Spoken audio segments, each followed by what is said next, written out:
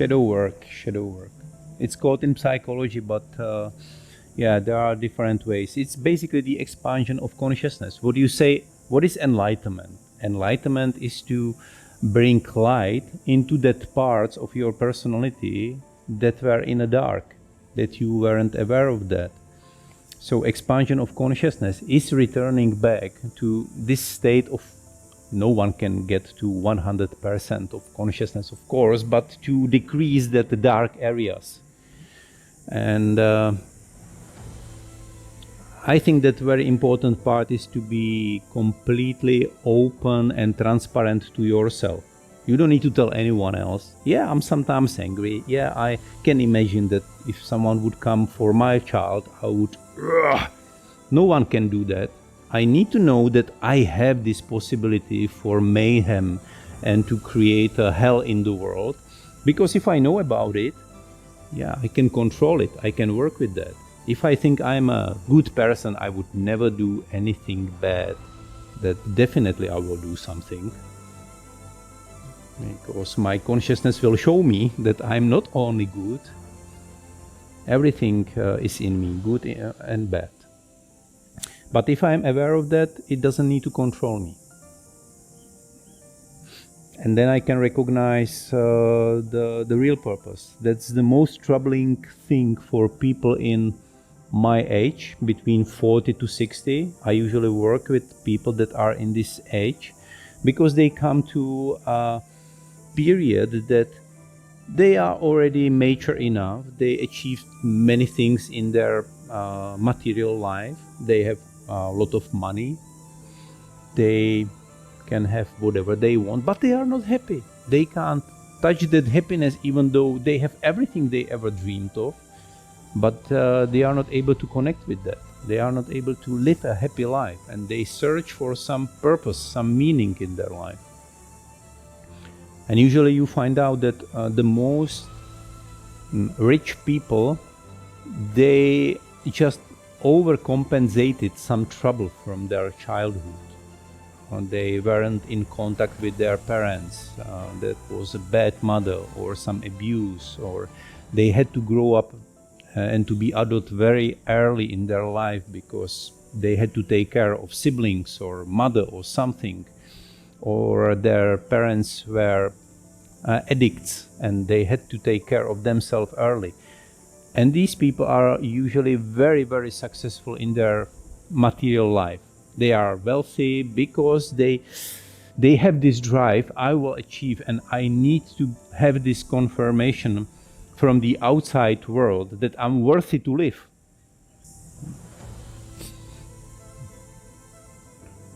How is that prepared goals, like what do we do to get to that balance?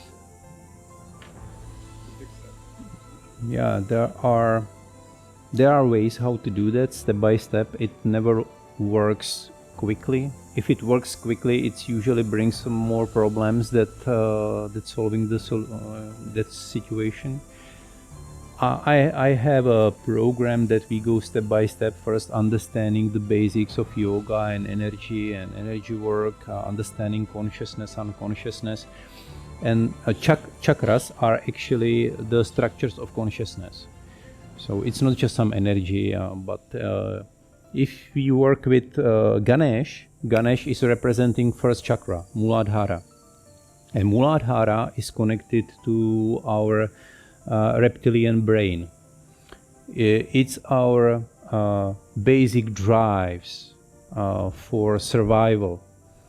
So all our fears, fear of death, and all other fears are just derivation of the fear of death. All the traumas, phobias are connected to that structure of consciousness. Our stability, groundedness, connected with the world. And if you know that, you can start working on some mantras, meditations, body movements, stabilization. And then when you are stable enough, you can start dissolving that border between consciousness and unconscious. So you can see a little bit more Okay, maybe this was the problem, because when I was a child, I felt my mother wasn't taking care about me, and there wasn't enough nourishment, and now I am afraid of women. There are these interconnections that you start search, and yeah, usually the practice and the introspection of understanding where this is coming from, it guides you a little bit back to recognize it and find. So first you go through these drives and traumas and bad stuff in your life and sexuality, feelings, ego, self-value, self-awareness. And then you can go to your heart and expansion and living fully, finding your purpose and share it with the world, and to be happy, to be blissful most of the time. But it's a process. The advantage of yoga I can see in that it has this process developed and many tools that you can use. And if you connect it with psychology and with this philosophical stuff from Western world, it works very well. But any type of meditation, 10 minutes a day, staying alone somewhere, watching the ocean, be alone, no technology, not listening to anything, not talking with people, just be there alone and let the mind to sink in and to flow freely. It will start recognizing these patterns, but you need to be alone sometimes. We are usually overoccupied with all the stuff around us. We have the mobile all the time with us, so it's boring just to sit and watch. I will check emails or Instagram, but we are never alone. We are never free to open the mind, to start working on the consciousness. This is a good start. Mm-hmm.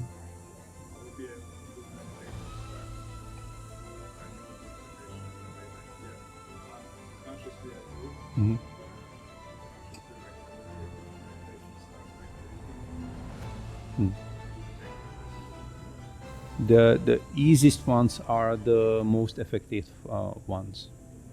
Follow the breathing pattern. Feel the breath going in and out. Be completely aware that your mind is running away, that you start thinking about what you will buy, what I have to do. Okay, come back. Just leave that thought and come back. Inhale, exhale, slowing down. And then you use a different type of these tantric visualizations that you imagine something and try to be completely aware of that stuff, and or go through your body trying to feel the body, that it will make your mind to focus to something. If it starts to be too loose, we usually start thinking about a lot of stuff. It's better to focus on something first. Either it's a breath, it's your heartbeat, it's some sound that you hear. This sound, try to hear it, completely focus on that. Then move the sound inside and hear something inside. To have some point of focus where you can get your mind not to... Yeah. Yeah. First day it's never gonna be easy. Then it's not hearing out. The easiest is in the morning, when the mind still doesn't have so much to think about, you are rested. If you wake up a little bit earlier, 10 minutes is enough. It's better 10 minutes a day. Even 3 minutes a day, after 3 months, you can see on a brain scans structural differences. After 3 months of meditation, you can see on your brain change. So it's not just some esoteric nonsense. You will feel differently, but you can even see it physically on your brain.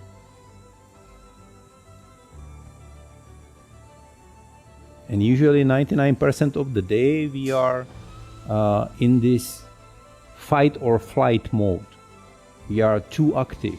Our sympathicus nervous system is active. We are ready for action.